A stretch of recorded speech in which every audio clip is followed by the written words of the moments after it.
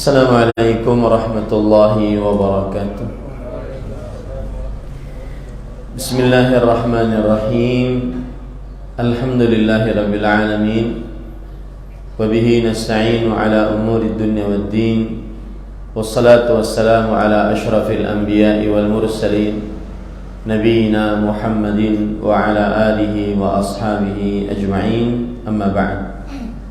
Alhamdulillah, kita bersyukur pada Allah Subhanahu wa ta'ala pada hari ini, hari Ahad pagi 23 Al-Muharram 1444 Hijriah, kita dimudahkan oleh Allah Subhanahu wa ta'ala untuk duduk bersama mengkaji kembali kitab Tafsirul Quranil Azim, Tafsir Imam Ibnu Katsir rahimahullah, di Masjid An-Nur, Antasan, Banjarmasin, Kalimantan Selatan.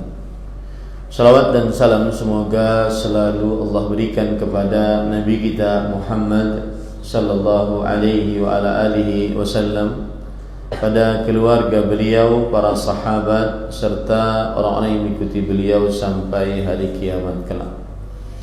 Dengan nama-nama Allah yang husna dan sifat-sifatnya yang ulia, kita berdoa, Allahumma inna nas'aluka ilman nafi'an wa rizqan tayyiban wa amalan mutaqabbala, Allahumma amin. Ahibati fillah, jamaah Masjid An-Nur yang saya cintai karena Allah, semoga Allah Subhanahu wa ta'ala selalu memberikan afiat kepada kita di dunia dan di akhirat. Pada pertemuan kali ini kita masih membicarakan tafsir surat Al-Fatihah, dan ini adalah pertemuan yang ke-8, dan kita masih membicarakan ayat atau tafsir ayat Bismillahirrahmanirrahim. Pada pertemuan sebelumnya kita sudah membaca nama Allah, yaitu Allah.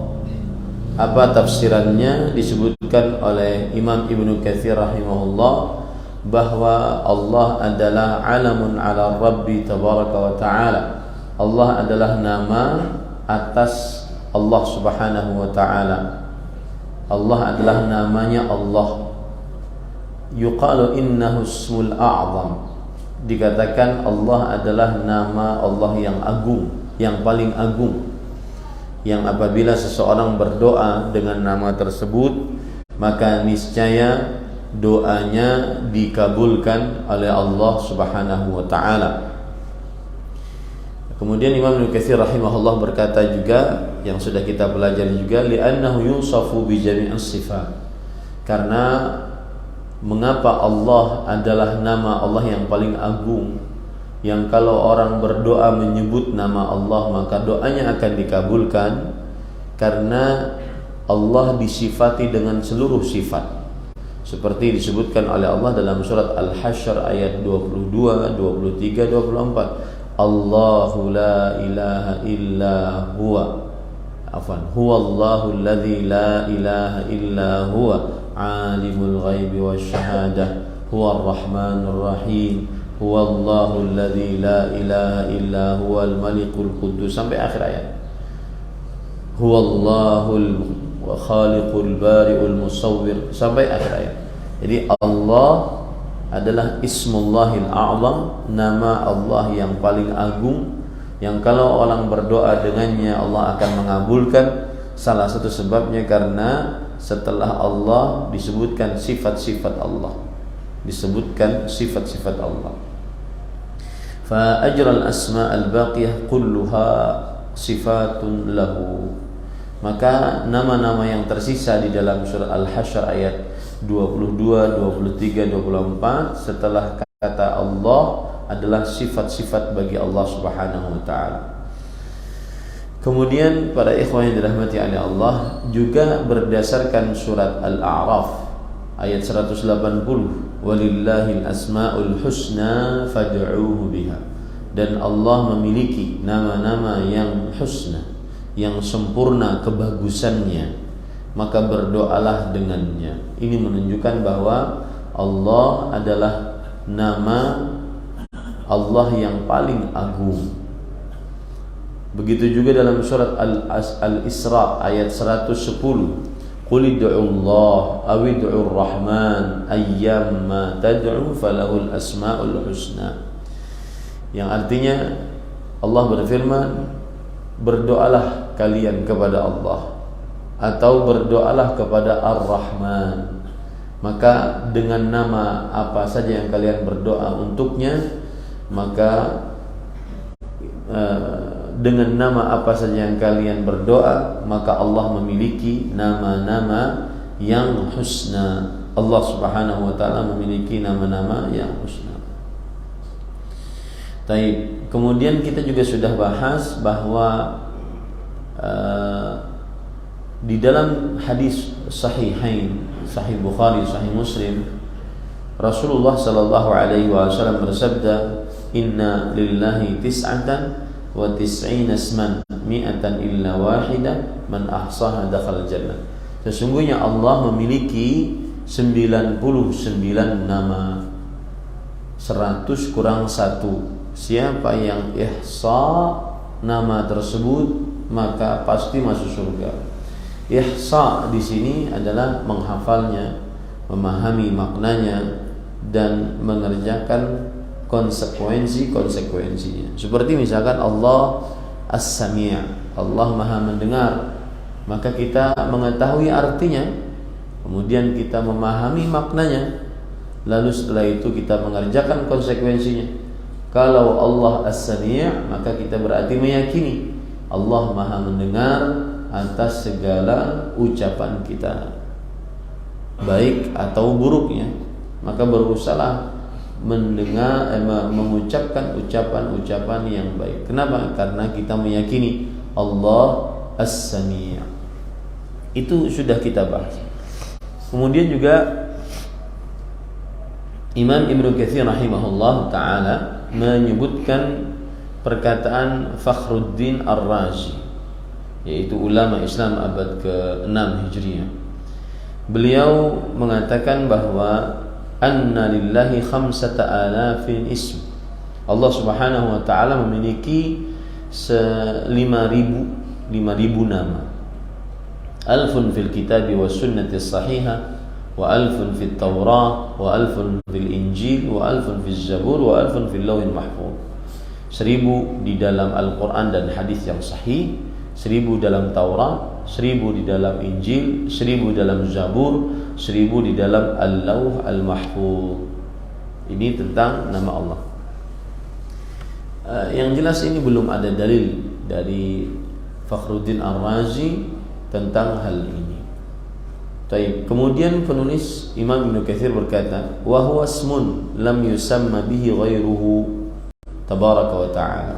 Artinya nama Allah itu adalah nama yang tidak pernah selain Allah diberi nama dengannya. Nama Allah adalah nama yang selain Allah tidak pernah diberi nama dengannya, dan tidak boleh dinamai Allah siapapun selain Allah Subhanahu wa ta'ala. ولهذا لا يعرف في كلام العرب له اشتقاق من فعل يفعل. Oleh sebab itulah tidak dikenal di dalam ucapan orang Arab bahwa kata Allah diambil dari kata kerja. Ya. Jadi ada sebagian ulama berpendapat Allah itu kata baku, tidak diambil dari kata kerja. Allah kata baku. Kalau diambil dari kata kerja itu contohnya gimana, Ustaz? Contohnya gini, Allah Maha mendengar, dalam bahasa Arabnya apa? As-Sami'. Allah Maha melihat, dalam bahasa Arabnya apa? Al-Basir. Nah itu kan diambil dari kata kerja, yaitu sami'a yasma'u, mendengar, basara yubsiru, melihat. Nah Allah ini tidak diambil darinya kata kerja, Allah ini kata baku. Ya, seperti Maryam itu kata baku, tidak ada kata kerjanya. Seperti Ibrahim, kata baku, ya, tidak diambil dari kata kerja. Kalau nama saya Ahmad, ada kata kerjanya, Hamida yahmadu, ahmadu. Nah, ya. Ada kata kerjanya. Yazid, zada, yazidu. Ada kata kerjanya. Allah nggak ada kata kerjanya. Menurut pendapat sebagian ulama seperti itu. Kenapa? Karena dia adalah nama yang tidak diberi nama dengan nama tersebut kecuali Allah Subhanahu wa taala. Makanya Imam Ibnu Katsir mengatakan, "Fadhahaba man dhahaba minan nuhad ila annahu ismun jamidun la ishtiqaqa lahu." Maka sebagian ahli nahwu, ahli bahasa Arab mengatakan bahwa Allah adalah kata baku yang tidak diambil kata kerja darinya sama sekali. وقد نقله القرطبي عن جماعة من العلماء منهم الشافعي والخطابي وإمام الحرمين والغزالي وغيره. Dan ini sudah dinukilkan oleh Imam Al-Qurtubi yang berpendapat seperti ini, bahwa Allah itu adalah nama yang tidak diambil darinya kata kerja. Seperti yang berpendapat seperti ini adalah Imam Asy-Syafi'i, Imam Al-Khattabi, Imam Al-Juwaini dari mazhab Syafi'i, Imam Al-Ghazali dan selain mereka. Baik. Wa ruya 'anil Khalil was-Sibawayh anna al-alif wal lam fihi lazimah. Qala al-Khattabi ala tara annaka taqulu ya Allah wa la taqulu ya Rahman. Falawla annahu min asl al-kalimah lama jaza idkhalu harf an-nida 'ala al-alif wal lam.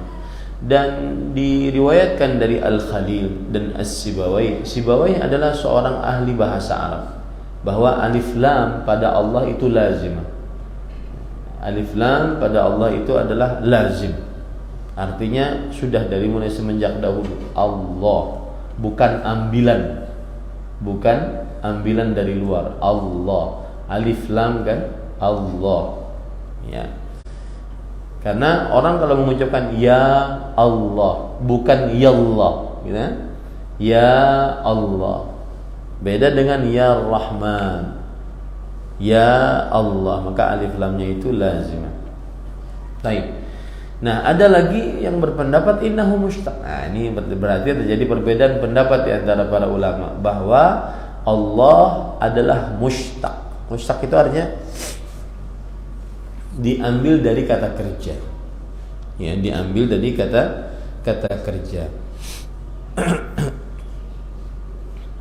Wastadallu alaihi biqauli Ru'bati ibn al-Hajjaj lillahi darul ghaniyat al-muddah subhana wastarja'na min ta'alluhi. Dari kalimat kata-kata alaha ya'lahu, ya. Faqad sarraha asy-syairu bi lafdhil masdar. Di dalam syair tadi penyair menyebutkan dengan lafaz predikat wa huwa ta'alluh. Allah diambil dari kata at-ta'alluh, min alaha ya'lahu ilahatan wa ta'alluhan. Jadi kata kerjanya alaha ya'lahu ta'alluhan, yang artinya dalam bahasa Indonesia abada ya'bud, yang artinya beribadah. Makanya Allah itu adalah Zatul Uluhiyah, zat yang berhak untuk diibadahi. Allah zat yang paling berhak untuk diibadahi. Ya. Kalau ada orang bertanya, orang Nasrani bertanya kepada kita, kami menyembah Allah. Allah itu apa, kan? Maka jawabannya, Allah adalah Zatul Uluhiyah, zat yang paling berhak untuk diibadahi. Itu Allah Subhanahu wa ta'ala. Jadi tidak usah susah-susah untuk menjelaskan Allah, ya, bahwa Allah adalah zat yang paling berhak untuk diibadahi. Kemudian penulis mengatakan kama rawa atau kama ruya an Ibnu Abbas radhiyallahu anhu annahu qara'a wa yadharaka wa alihatak qala ibadatak ay annahu kana yu'bad wa la ya'bud wa kadza qala Mujahid wa ghairuhu. Kata Imam Ibnu Katsir rahimahullah, diriwayatkan dari Abdullah bin Abbas bahwa Abdullah bin Abbas membaca ayat surat Al-A'raf ayat 127 wa yadharaka wa ilahatak, yang artinya dan ia akan meninggalkanmu dan juga sembahan-sembahan. Jadi kata Allah diambil dari alaha ya'lahu, yang artinya abada ya'budu, yang artinya ibadah. Maka Allah adalah zat yang diibadahi, zat yang diibadahi. Inilah juga pendapat dari Imam Mujahid rahimahullahu ta'ala. Wa qad istadalla ba'dhum 'ala kaunihi mushtaqqan bi qouli ta'ala wa huwa Allahu fis samawati wa fil ard. Dan sebagian ulama yang berpendapat bahwa kata Allah adalah diambil dari kata kerja, yaitu ketika Allah berfirman dalam surat Al-An'am ayat 3, wa huwallahu fis samawati wa fil ard, dan dialah Allah di langit dan di bumi. Apa maksud dialah Allah di langit dan di bumi? Ini sebagian orang kan mengatakan ayat ini adalah ayat yang menunjukkan bahwa Allah itu di mana-mana, ya. Karena dia salah memahami kata Allah. Allah yang dimaksud pada ayat ini surat Al-An'am ayat 3, ay al-ma'budu fis samawati wal ardh. Dialah Allah yang diibadahi di langit dan di bumi. Bukan berarti Allah di mana-mana, tetapi dialah Allah yang diibadahi di langit dan di bumi, sebagaimana penjelasan Imam Ibnu Katsir rahimahullah taala. Kama qala ta'ala, sebagaimana firman Allah juga di dalam surat Az-Zukhruf ayat 84, huwa huwallahu fis samai ilahun wa fil ardi ilahun, dan dialah yang di langit ilah, wa fil ardi ilah, dialah yang di langit sebagai ilah, di bumi juga sebagai ilah. Maksudnya dialah Allah yang di langit yang diibadahi, di bumi juga diibadahi. Nah, ini para ikhwah yang dirahmati oleh Allah Subhanahu wa taala. Baik, kemudian para ikhwah yang dirahmati oleh Allah Subhanahu wa taala, lalu setelah itu penulis mengatakan bahwa jadi yang jelas kalau ditakuni Allah itu apa, diambil dari kata Arab apa. Kalau Ar-Rahman kan mustaq, dia diambil dari kata rahima yarhamu, Ar-Rahman Ar-Rahim, ya. Tetapi Allah, terjadi ikhtilaf di antara para ulama. Ada yang mengatakan Allah tidak diambil dari kata apa-apa, pokoknya Allah saja, ya, Allah. Ada yang mengatakan diambil dari kata Arab, alaha ya'lahu, dan kita lebih condong kepada pendapat ini, bahwa Allah diambil dari kata alaha ya'lahu yang artinya adalah ibadah. Makanya Allah zatul uluhiyah, zat yang diibadahi.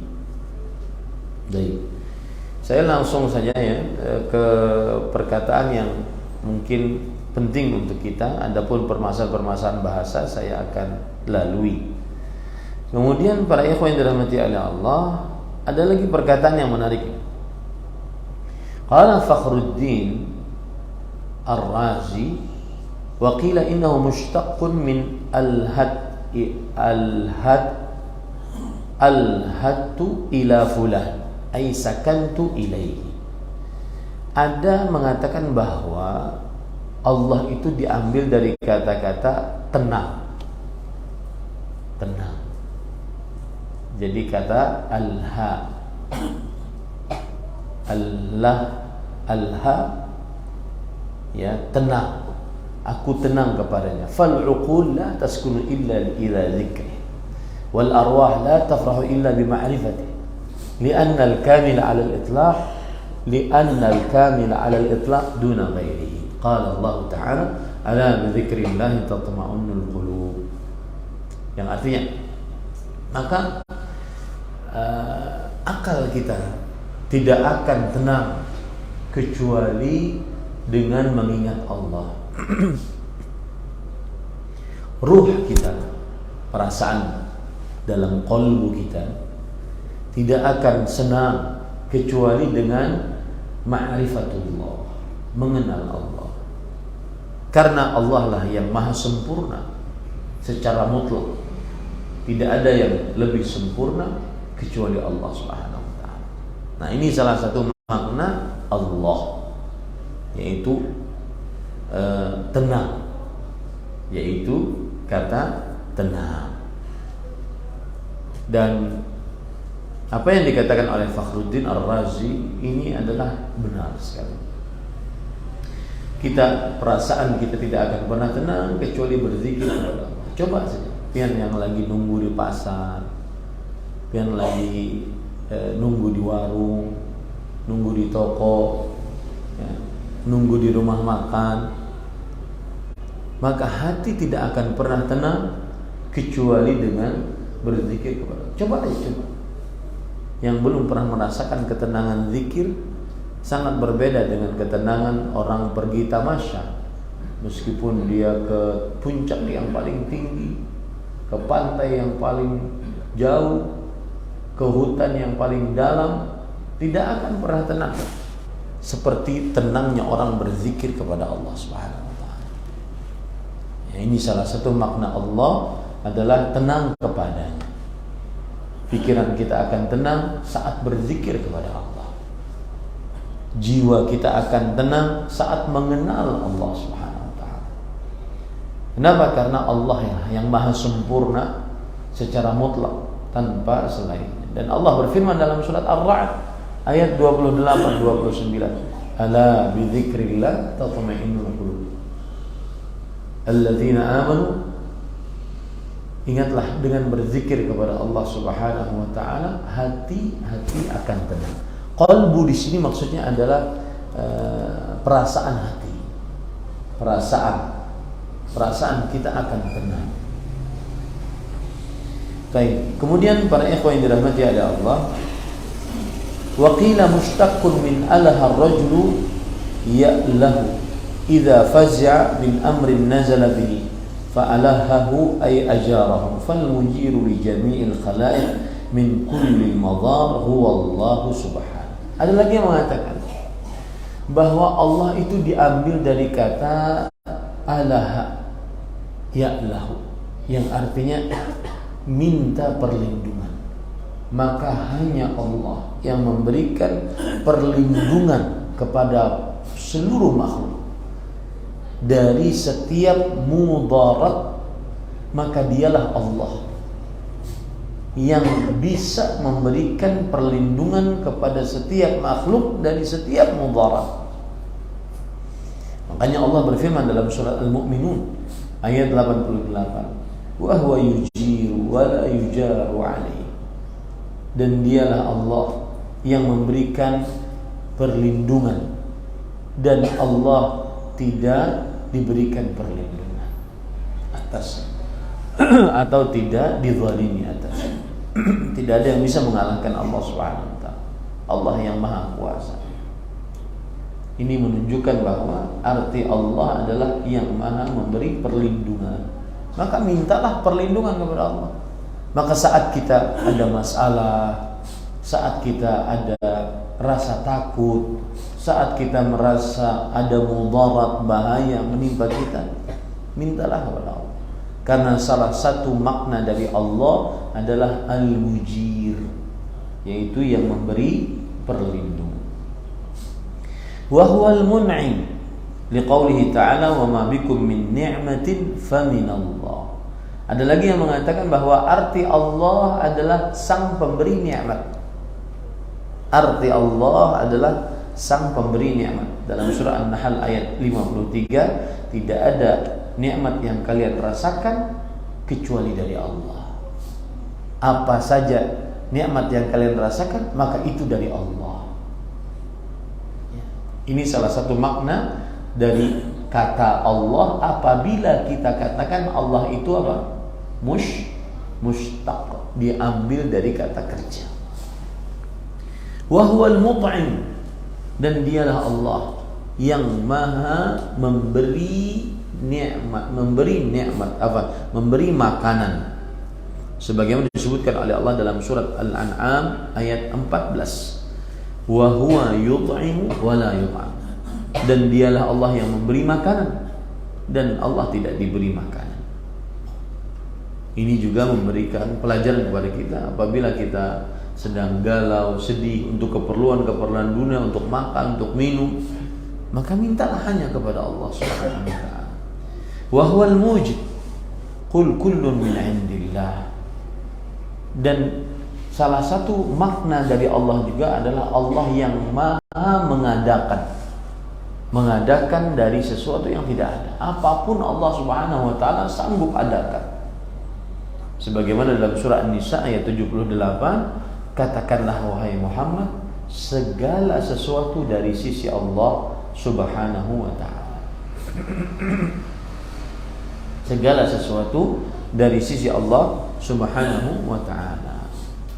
Oleh sebab itulah Imam Ibnu Katsir rahimahullahu taala berkata, wa qad ikhtara Fakhruddin Ar-Razi annahu ismun ghairu mushtaqin al-battah.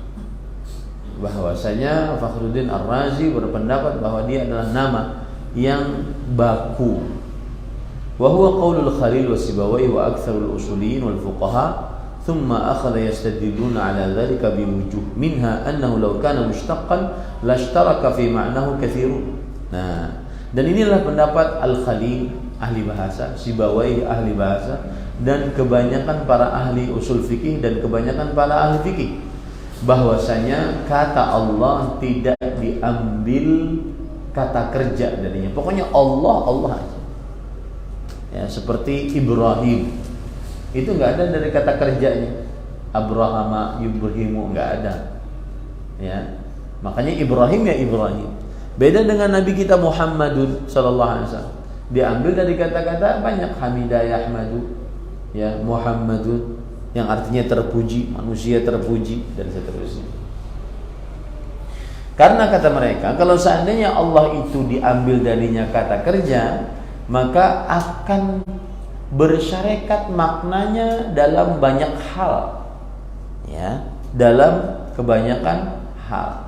Wa minha anna baqiyatal asma tadhkuru sifatin lahu, tuzkaru sifatun lahu. Artinya, dan nama-nama, ya, selain nama Allah itu disebut sebagai sifat bagi Allah Subhanahu wa taala. Fataqul Allahu Ar-Rahman Ar-Rahim Al-Malik Al-Qudus. Maka kalau kita ucapkan Allah adalah Ar-Rahman Ar-Rahim Al-Malik Al-Qudus, kan gitu. Jadi nama-nama ini adalah sifat bagi Allah Subhanahu wa taala. Fadalla annahu laysa bimushtaq. Ini menunjukkan bahwa kata Allah kata baku, nama Allah nama baku, tidak diambil darinya kata. Fa amma qawluhu al-aziz al-hamid Allah ala qira'atil jar faja'ala dhalika min babi atil bayan wa minha qawluhu ta'ala hal ta'lamu lahu samiyya. Tapi ada surat Ibrahim ayat 1 sampai 2 yang menunjukkan bahwa ada nama sebelum nama Allah. Misalkan Al-Azizil Hamid Allahi, kalau dibaca dengan kasrah, maka kita katakan ini adalah penjelasan atas Allah, penjelasan atas Allah Subhanahu wa ta'ala. Baik. Yang jelas kata Allah, pelajaran yang kita bisa ambil, karena ini Imam Ibnu Katsir rahimahullah menyebutkan perkara-perkara bahasa. Saya tidak terlalu excited untuk membacakannya di hadapan bapak-bapak, ibu-ibu, karena tidak terlalu urgen untuk diketahui.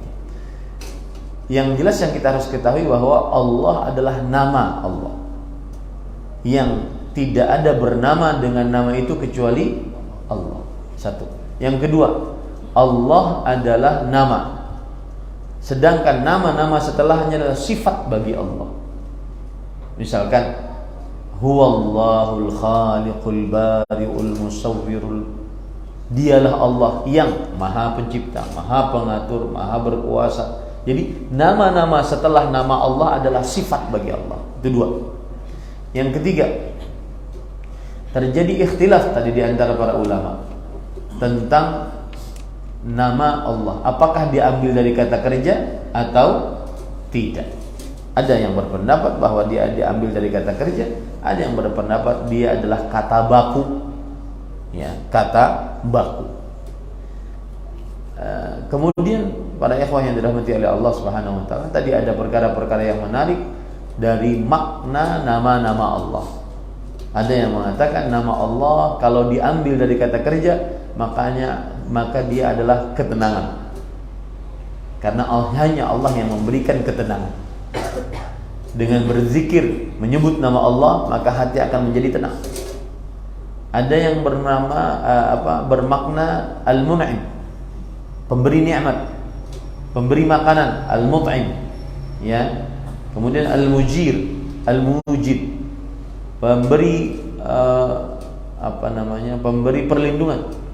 Kemudian yang mengadakan.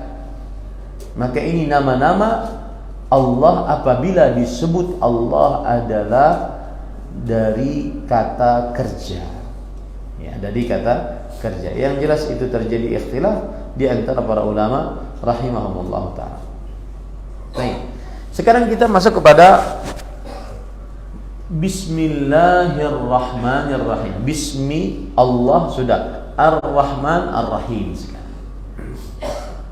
Ar-Rahman Ar-Rahim.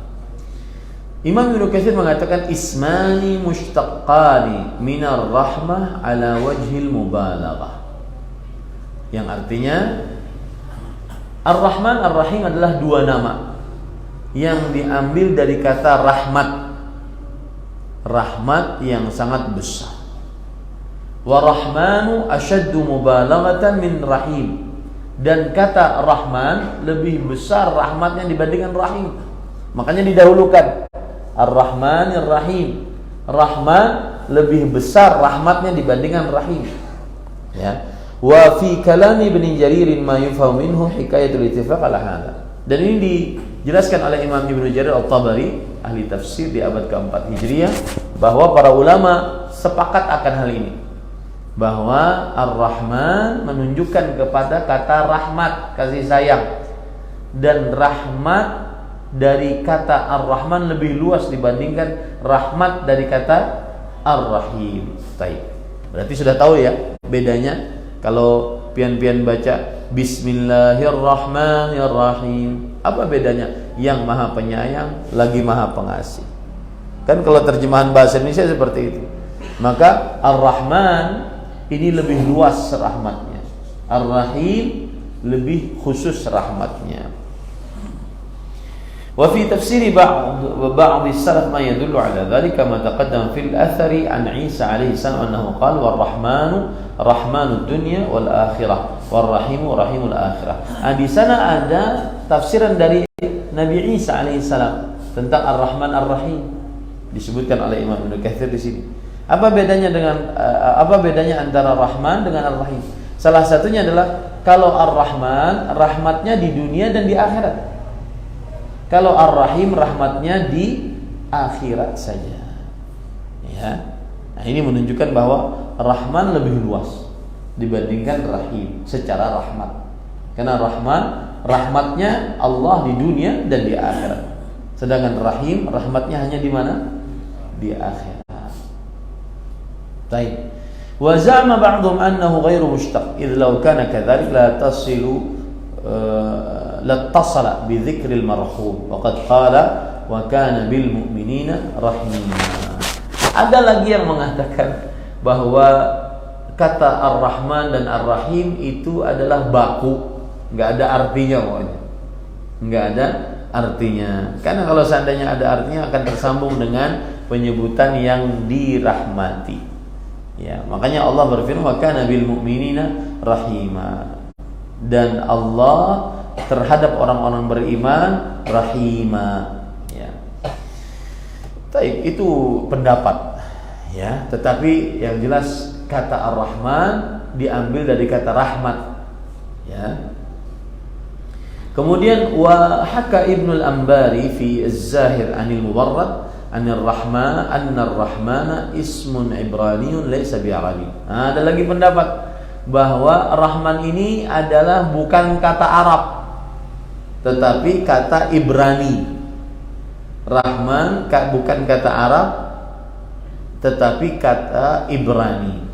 Wa qala Abu Ishaq Az-Zajjaj fi Ma'ani al-Quran wa qala Ahmad ibnu Yahya Ar-Rahim Arabi wa Rahman Ibrani. Ya. Ada yang mengatakan bahwa Ar-Rahim adalah dari kata Arab, Ar-Rahman dari kata Ibrani.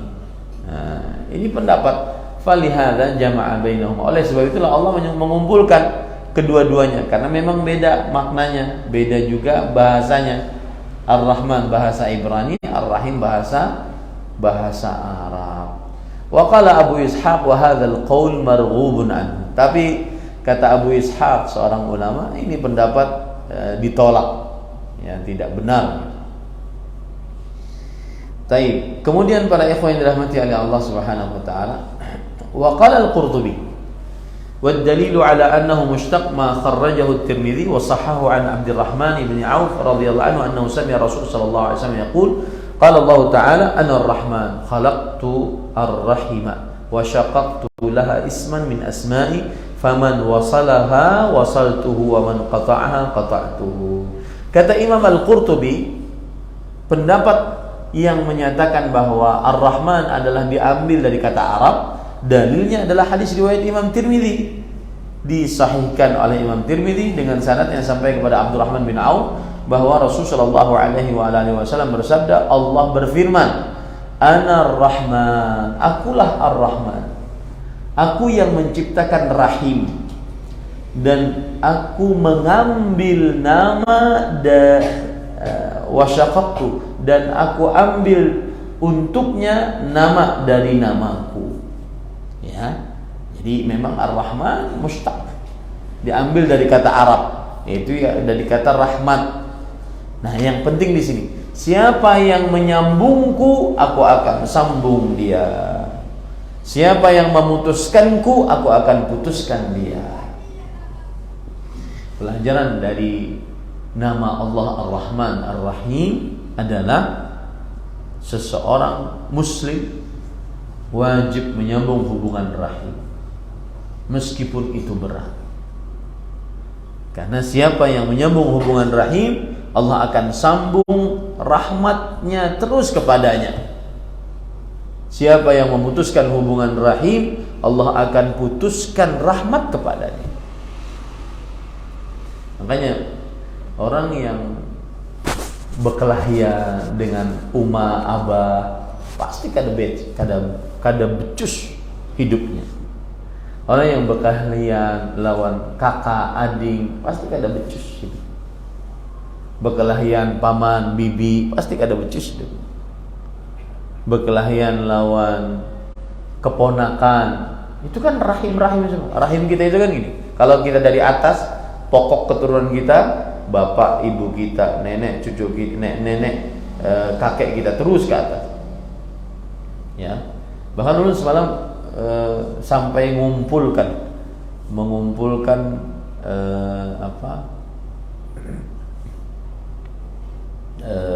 nasab gitu ya, nasab dari bapak, nasab dari ibu, ya, karena ingin tahu. Jadi kalau nasab bapak, nama saya Ahmad Zainuddin bin Kasful Anwar bin Sukir bin Samloko. Itu kalau dari bapak. Kalau dari ibu berarti Ahmad Zainuddin bin Kasful Anwar bin anak dari Jum'ah binti Baik bin Samidin. Nah, saya hafal tuh. Ya. Iya, pian tuh harus tahu tuh, hafal. Kemudian dan biasanya para jamaah para jamaah orang Arab hafal betul tuh. Sampai keturunannya kan hafal. Makanya ada bin Talib. Karena itu menjaga keturunan. Ya. Sedangkan dari ibu saya ini Ahmad Zainuddin bin Nur Sa'adah bin Idham Khalid. Idham itu, mohon maaf saya cerita ya, Idham itu adalah mu'alim Daham yang ada di Sungai Mesa. Orang-orang tahu itu mu'alim Daham. Dulu suka ngajar sifat 20 di Sungai Mesa ya. Mu'alim Daham bin, nah saya udah lupa, ada satu lagi, bin Idham bin Saleh, bin Idham bin Saleh. Kemudian dari Abah ya, dari Abah ya, jadi kan mama ada abahnya, mama ada ibunya ya, mama ada ibunya. Tadi dari abah tuh ini, Nur Sa'adah Ahmad Zainuddin bin Nur Sa'adah bin Sabri bin Miing bin apa.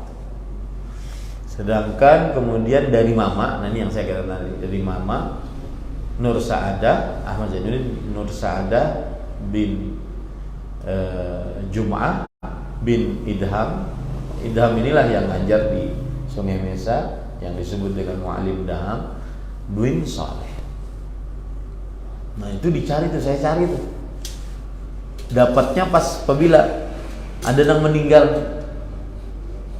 ya, Nini meninggal. Nini ini berarti adalah saudaranya acilnya mama. Nah, tahu kan, kita tahu. Nah, itu dicari, itu termasuk daripada menyambung rahim. Menyambung rahim. Dan Rasulullah SAW sudah bersabda, siapa yang menyambung rahim berkah hidupnya. Man sarrahu an yubsata lahu fi rizqi wa yunsa'a lahu fi athari falyasil rahim. Siapa saja yang diinginkan diluaskan rezekinya, dipanjangkan umurnya, maka hendaklah dia sambung hubungan rahim. Ini termasuk daripada syariat Islam yang agung. Nah, yang menyambung hubungan rahim ini jangan menunggu orang dulu. Ya, ading datang, hanya kita sambung. Rasulullah SAW bersabda, "Laisal wasilu bil mukafi." Bukan orang yang menyambung hubungan rahim kalau seandainya pian dibari dulu hanya disambung. Ya, bukan. Ini bukan orang yang menyambung hubungan rahim. Orang yang menyambung hubungan rahim itu dia yang memulai. Dia yang memulai. Maka coba perhatikan, apalagi di zaman sekarang nih, yang ada grup WhatsApp, mungkin ami-ami ulun atau jid-jid ulun yang hadir di sini mungkin nggak punya grup WhatsApp ya. Tapi yang anum-anum, maka itu kumpul tuh dalam satu grup. Itu hubungan rahim luar biasa itu. Dan itu akan dimintai pertanggungjawaban kelak dari kiamat. Pada tahun 2000-an ada media sosial namanya grup WhatsApp. Kenapa ikam kada berkumpulan?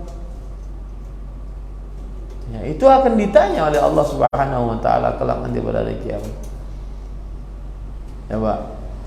Yang anu-anu perhatikan keluarga abah siapa, keluarga mama siapa. Abah itu ada dua, abahnya abah, mamanya abah itu siapa. Mumpung belum pada meninggal semua. Kalau sudah pada meninggal semua, repot, susah. Ya. Nah, sekali lagi saya katakan, yang menyambung hubungan rahim pasti berkah hidup. Karena itu janji Rasulullah SAW. Dan disebutkan dalam hadis ini, man wasalaha wasaltu. Siapa yang menyambung hubungan rahim, aku akan sambung rahmat kepadanya. Man qata'aha qata'tu. Siapa yang memutuskan hubungan rahim, aku akan putuskan rahmat darinya. Baik. Kemudian para ikhwan yang dirahmati oleh Allah Subhanahu wa taala, langsung kita kepada perkataan wa qala Abu Ali Al-Farisi. Abu Ali Al-Farisi berkata, Ar-Rahman ismun 'am fi jami' anwa'ir rahmah yahtassu bihi Allah taala. Ar-Rahman itu kata umum dalam seluruh macam-macam rahmat yang khusus milik Allah Subhanahu wa taala. Ar-Rahim innama huwa min jihatil mu'minin. Jadi bedanya, salah satu bedanya Rahman Rahim, Rahman itu luas untuk siapa saja. Mau dia beriman, mau dia kafir, mau dia taat, mau dia ahli maksiat. Ya. Pokoknya mereka akan dapat rahmat Allah. Tapi diambil dari kata Ar-Rahman. Adapun Ar-Rahim khusus untuk orang-orang beriman. Rahmat Allah khusus untuk apa? Orang-orang beriman. Dalam surat Al-Ahzab ayat 43, wa kana bil mu'minina rahima. Dan Allah Maha Pengasih terhadap orang-orang beriman. Baik. Abdullah bin Abbas radhiyallahu anhu berkata, huma ismani raqiqan ahaduhuma araqqu min al-akhar ay aktsaru rahmah. Yang artinya Ar-Rahman Ar-Rahim adalah dua nama yang lembut. Dua nama yang lembut. Salah satunya lebih lembut daripada yang lainnya. Salah satunya lebih luas rahmatnya dibandingkan yang lainnya. Nah, ini bedanya Ar-Rahman dengan Ar-Rahim. Kemudian thumma haka 'anil Khattabi atau huqiya 'anil Khattabi wa ghairihi annahum istashkalu hadhihi as-sifah wa qalu la'allahu arfaqu kama fi al-hadits inna Allah rafiqun yuhibbu rifqa fil amri kulli wa innahu yu'ti 'ala rifqi ma la yu'ti 'ala al-'unf. Imam Al-Khattabi mempermasalahkan masalah lebih lembut ini. Mungkin kata beliau yang lebih tepat adalah yaitu lebih penyayang, lebih santun. Nah, kemudian beliau menyebutkan sesungguhnya Allah itu Rafiq. Rafiq itu santun, lembut, ya, menyukai kesantunan di dalam seluruh perkara. Dan Allah Subhanahu wa taala memberi kepada sifat santun apa yang Allah tidak beri kepada sifat keras. Jadi Allah itu adalah maha lembut, maha santun, tidak keras. Nah, ini harus kita pelajari dan harus kita praktekkan dalam kehidupan kita, bahwa tidak boleh kita kasar di dalam sifat kita, karena mengambil pelajaran dari nama Allah Ar-Rahman. Wa qala Ibnu Mubarak Ar-Rahman idza su'ila a'ta wa Ar-Rahim idza lam yus'al yaghdab. Nah, salah satu bedanya Ar-Rahman dengan Ar-Rahim adalah, kata Abdullah bin Mubarak, kalau diminta, Ar-Rahman itu adalah apabila diminta pasti ngasih. Itu Ar-Rahman. Ar-Rahim jika tidak diminta marah. Nah, itu bedanya Ar-Rahman dengan Ar-Rahim. Jika diminta, Ar-Rahman adalah jika diminta Allah pasti ngasih. Itu Ar-Rahman. Ar-Rahim apa? Jika tidak diminta marah. Nah, ini bedanya Ar-Rahman, Ar-Rahim. Intinya banyak terjadi perbedaan pendapat di antara para ulama. Itu berdasarkan hadis, man lam yas'alillah yaghdab alaih. Siapa yang tidak pernah memohon kepada Allah, maka Allah murka kepadanya. Ya, maka Allah Subhanahu wa taala murka kepadanya. Nah, ini sedikit saya berbicara tentang doa. Saya Jumat yang lalu khutbah tentang doa. Doa itu agung dalam Islam. Doa itu kedudukannya adalah inti ibadah. Seluruh ibadah yang kita kerjakan pasti di dalamnya ada doa. Doa itu perintah Allah. Kalau perintah berarti hukumnya wajib. Fad'ullah mukhlishin lahu. Maka berdoalah kalian. Itu perintah Allah. Perintah hukumnya wajib. Jika tidak ada yang menurunkan dari wajib menuju sunnah. Kemudian Allah juga berfirman, wa qala rabbukum ud'uuni astajib lakum. Rabb kalian berfirman, berdoalah kalian. Maka yang jarang-jarang berdoa itu berdosa tuh. Makanya kan disebutkan dalam hadis tadi, man lam yas'alillah yaghdab alaih. Yang tidak pernah memohon kepada Allah, Allah murka kepadanya. karena dia telah meninggalkan yang wajib. Kemudian salah satu keutamaan doa juga, yang tidak berdoa dia orang yang sombong, yang tidak pernah menadah tangan, jarang nadah tangan, hanya bersandar dengan planning, perencanaan, harta, kekuatan. Yang tidak berdoa orang sombong. Allah berfirman dalam surat Al-Ghafir ayat 60, innal ladzina yastakbiruna an ibadati sayadkhuluna jahannama dakhirin. Sesungguhnya orang-orang yang menyombongkan diri, tidak mau berdoa kepadaku, maka akan masuk ke dalam neraka jahanam sekuat-kuatnya. Yang menarik penjelasan dari Imam Asy-Syaukani dalam kitab beliau Tuhfatuz Zakirin. Beliau mengatakan, "Fama aqbaha hadzal istikbar." Alangkah buruknya kesombongan ini. Fa kaifa yastakbiru? Bagaimana dia bisa sombong dengan Allah yang memberikan rezeki kepadanya, menghidupkannya, mematikannya, memberikan pahala kepadanya. Ya, kok bisa sombong? Fa hadza syai'un tarfun minal junun wa min kufranin ni'am. Lihat kata beliau, kesombongan yang seperti ini sebenarnya adalah bentuk dari kegilaan dan bentuk dari kufur nikmat. Yang tidak berdoa itu orang gila. Yang tidak berdoa itu kufur nikmat. Ini jadikan quote pagi ini untuk kita. Yang tidak berdoa orang gila. Hanya orang gila yang tidak berdoa.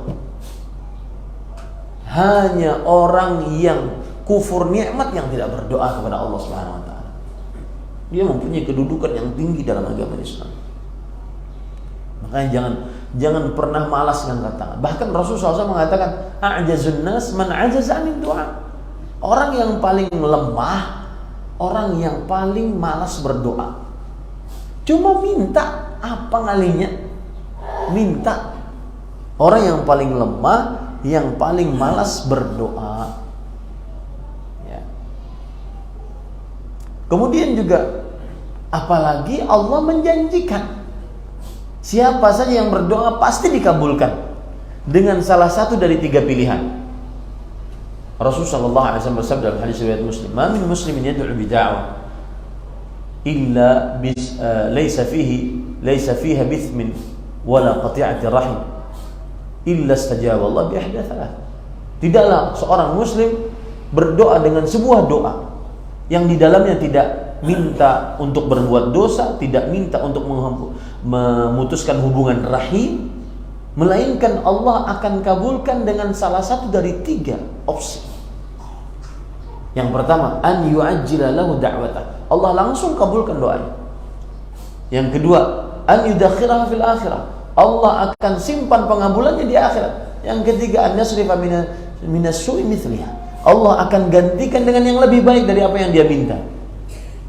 Ini yang kadang-kadang manusia menganggap, saya sudah berdoa nggak dikabulkan. Padahal Allah sudah kabulkan, cuma caranya lain. Diganti oleh Allah dengan yang lebih cocok untuk dia. Karena yang dia minta mungkin tidak cocok untuknya. Ini menunjukkan agar kita berdoa kepada Allah Subhanahu wa taala. Dan tidak ada ibadah yang paling mulia di sisi Allah kecuali doa. Rasulullah sallallahu alaihi wasallam bersabda dalam hadis riwayat Imam Tirmidzi, "Laisa syai'un akrama 'ala Allah min ad-du'a."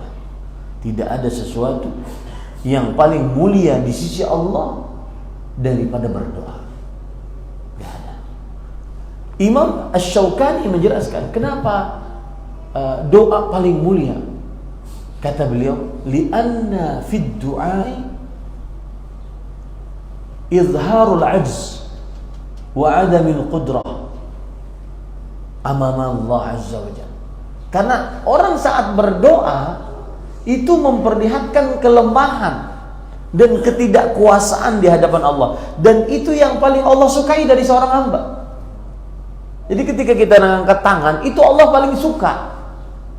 Beda ketika kita bersandar dengan harta, bersandar dengan kekuatan manusiawi kita, kekuatan kolega, keluarga kita. Allah lebih suka kita mengangkat tangan karena di dalamnya ajzud da'i wa qudratul mad'u. Terlihat lemahnya seorang yang berdoa dan kuasanya yang didoai, dan itu Allah paling suka. Contoh misalkan, saya ingin bertanya kepada Bapak, tahu nggak hadis tentang kapan seorang hamba paling dekat dengan Allah? Saat sujud. Aqrabu ma yakunu 'abdu min fa huwa sajid. Keadaan yang paling dekat antara seorang hamba dengan Allah saat sujud. Mengapa? Kepala yang selalu di atas diletakkan di bawah tanah, di atas tanah, lebih rendah daripada pantat kita. Hanya untuk mengabdi kepada Allah. Itu Allah paling suka. Makanya itulah keadaan yang paling dekat antara seorang hamba dengan Allah. Dan disitulah kita diperintahkan untuk banyak-banyak berdoa. Karena di dalamnya terjadi kita memperlihatkan kuasa Allah dan memperlihatkan lemahnya kita. Haji, kapan waktu yang paling banyak Allah mengabulkan doa? Di mana? Saat Arafah. Bagaimana keadaan kita saat Arafah? Lusuh, penuh dengan debu, kotor, cuma bawa 2 kain putih, belum mandi, belum rapi-rapi. Itu paling suka Allah Subhanahu wa taala kepada hamba tersebut. Ya, maka Bapak Ibu saudara-saudari, dari kata Ar-Rahman Ar-Rahim kita bisa ambil pelajaran dari penjelasan para ulama bahwa Ar-Rahman artinya jika diminta pasti memberi. Ar-Rahim jika tidak diminta marah. Taib, waktu kita habis, masih ada kosong, masih tersisa tentang pembicaraan Ar-Rahman Ar-Rahim, dan ulun sangat berharap agar bersabar ya, karena baca kitab ya seperti ini, kadang-kadang ada yang detil-detil, yang khusus penuntut ilmu sebenarnya yang membacanya ya, makanya saya pilih-pilih mana yang memang bisa yang penting untuk jamaah sekalian dibaca. Adapun yang konsumsinya untuk ustadz, untuk santri di pesantren, saya tidak bacakan. Ya, akan tetapi yang kira-kira penting untuk kita mudah dipahami, ya maka saya terangkan. Seperti permasalahan tadi, permasalahan nama-nama Allah. Kemudian apabila nama Allah itu diambil dari kata kerja, maka apa maknanya? Itu penting. Menyambung hubungan rahim. Kemudian berdoa kepada Allah Subhanahu wa taala. Ini yang bisa sampaikan. Wa sallallahu nabiyana Muhammad walhamdulillahirabbil alamin. Sebelum ditutup, ada yang ingin bertanya? Nah, silakan.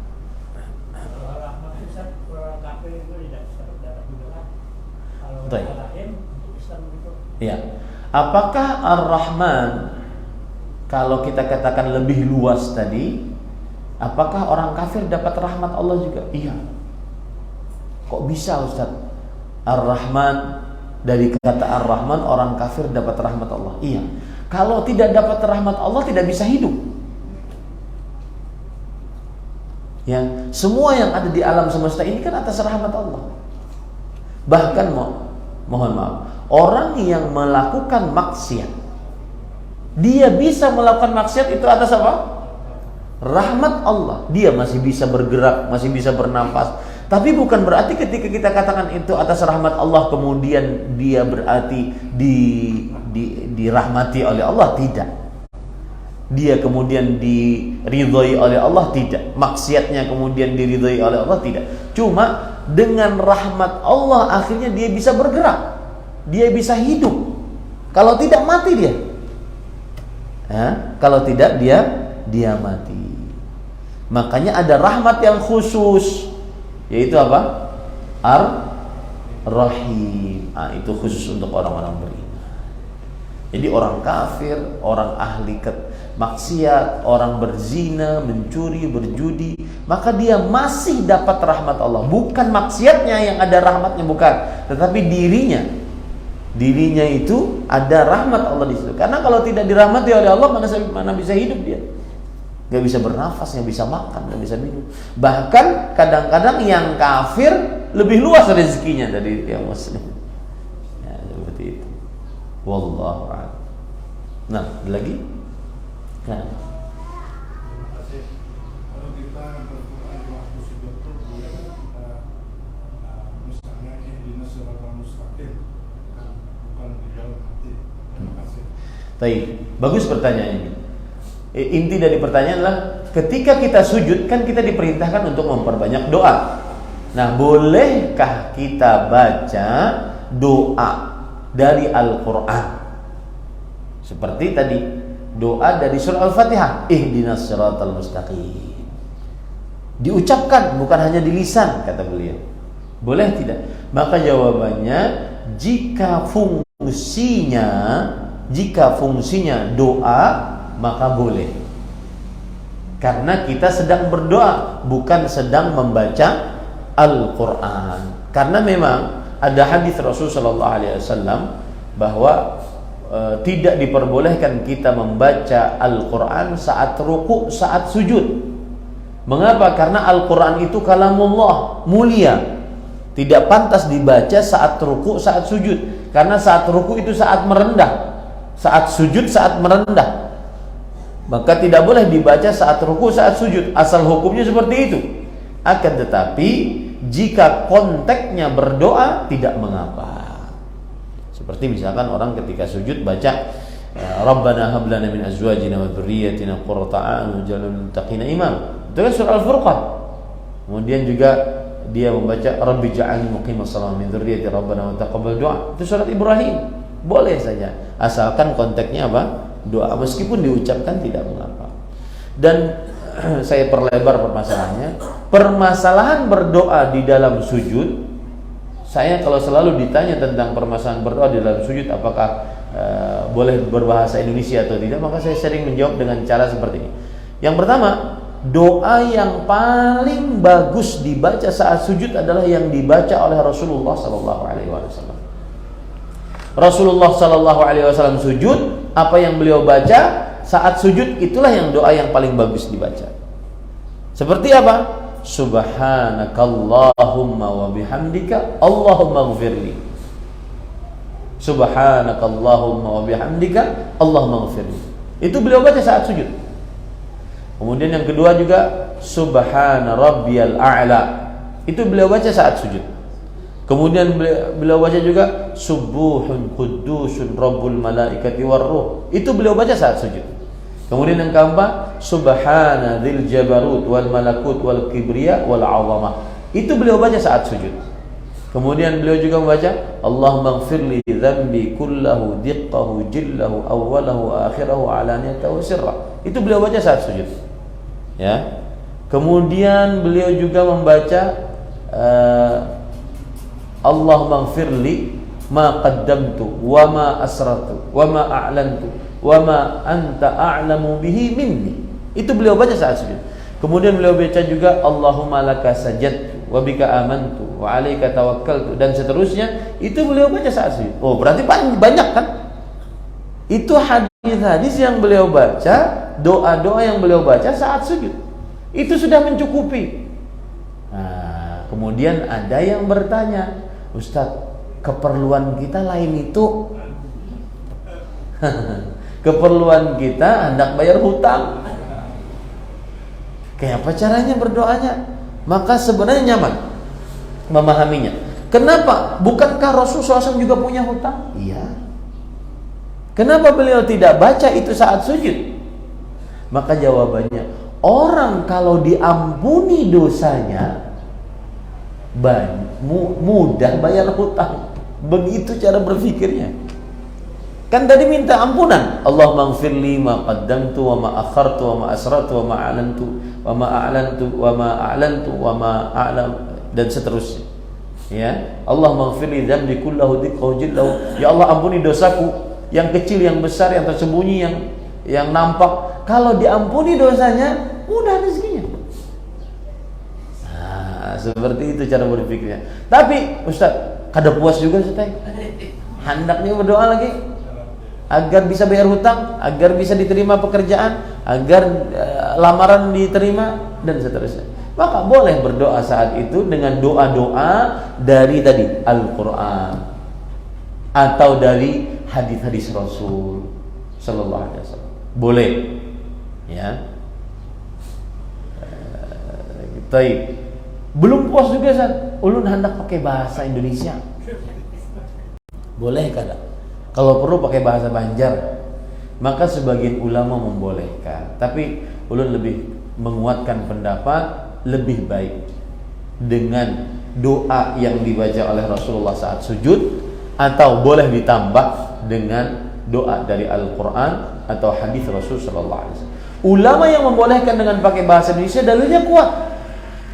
Karena Rasulullah SAW bersabda, "Liyatakhayyar min ad-du'a ma syaa." Silahkan dia pilih doa yang sekehendak dia.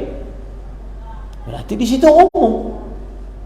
Nah, seperti itu. Tapi ada ganjalan di dalam hati karena Rasulullah SAW bersabda, "Inna hadhihi shalah la yasluhu fiha syai'un min kalamin nas." Sesungguhnya salat ini tidak pantas di dalamnya perkataan manusia. Dan ingat satu lagi. Doa dari Rasulullah itu lebih berkah dibandingkan doa karangan pian. Ya, doa karangan kita semua. Doa dari Rasul itu lebih berkah dibandingkan doa karangan kita semua.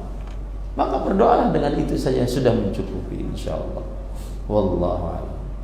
Nah, 2 menit lagi. Jam 7 sampean kita. Nah.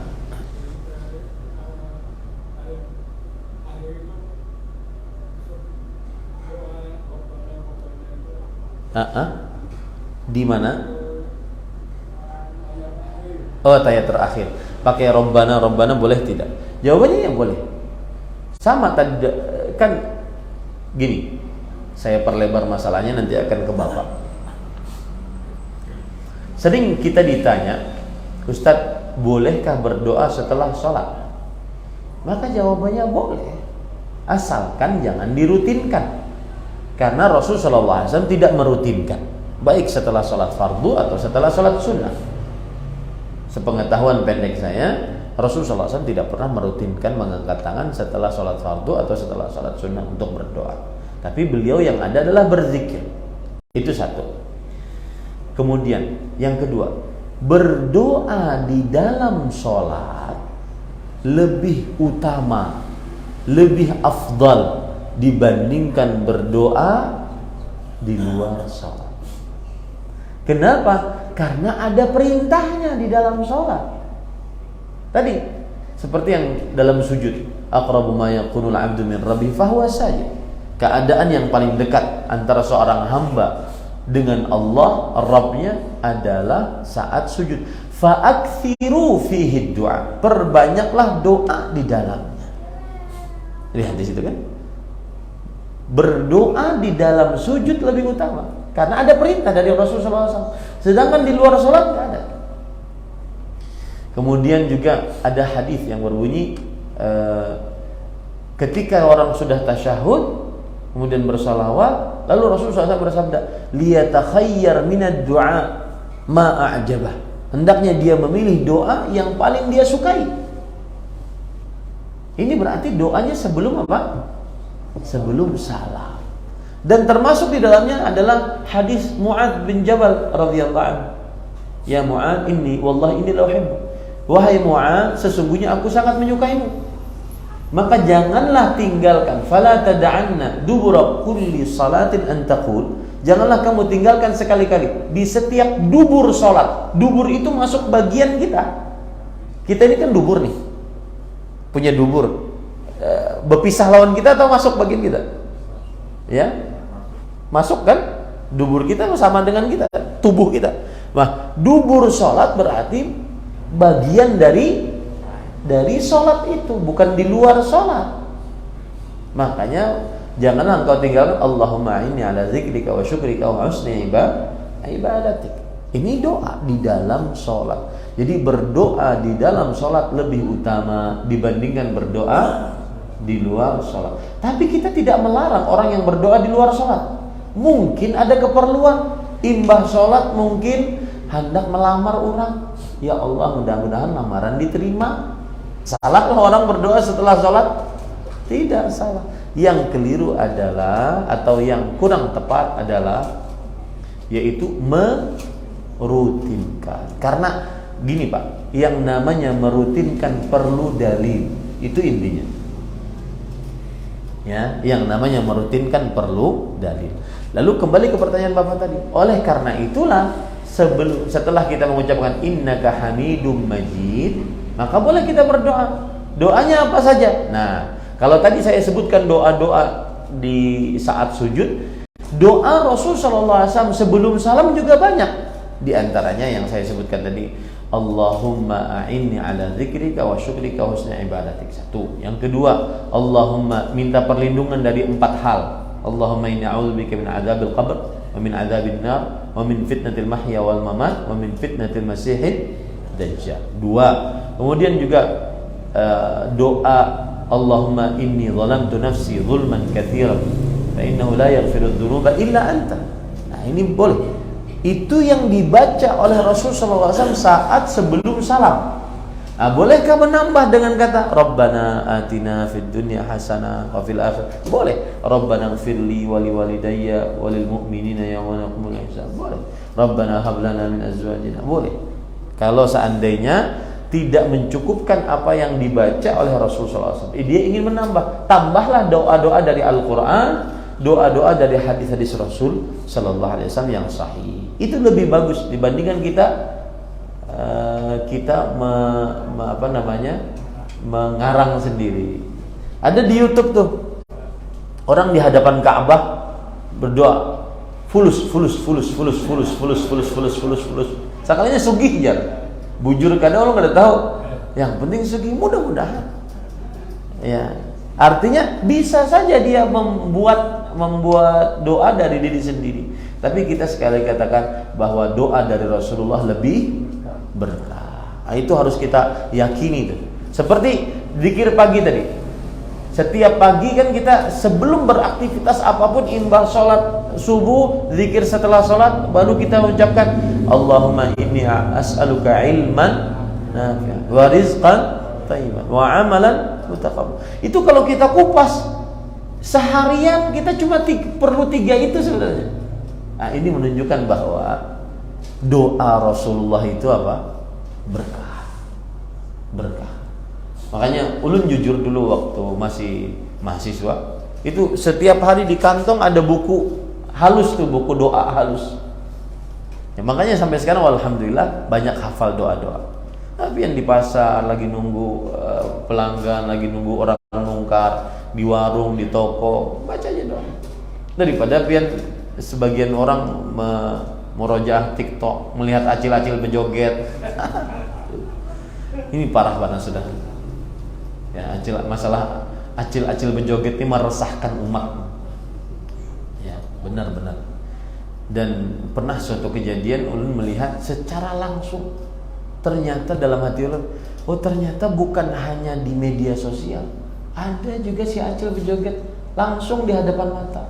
Maka di hadapan laki-laki, yang pertama kali ulun pikirkan, ini lakinya mana? Keluarga lelakiannya mana? Rasa cemburunya mana ini? Dan itu kita akan ditanya oleh Allah pertama kali atas mereka. Pian-pian yang punya anak perempuan, punya bini, punya anak perempuan yang punya kamar sorongan, kemudian punya handphone sorongan, kemudian punya internetnya tanpa batas. Siapa tahu? Itu kan coba kalau dilihat di media sosial, itu semuanya tersendiri di dalam kamar. Ya, berjoget, memperlihatkan mohon maaf pantat, payudara, itu semuanya sendiri dalam kamar. Berarti orang tuanya tidak tahu.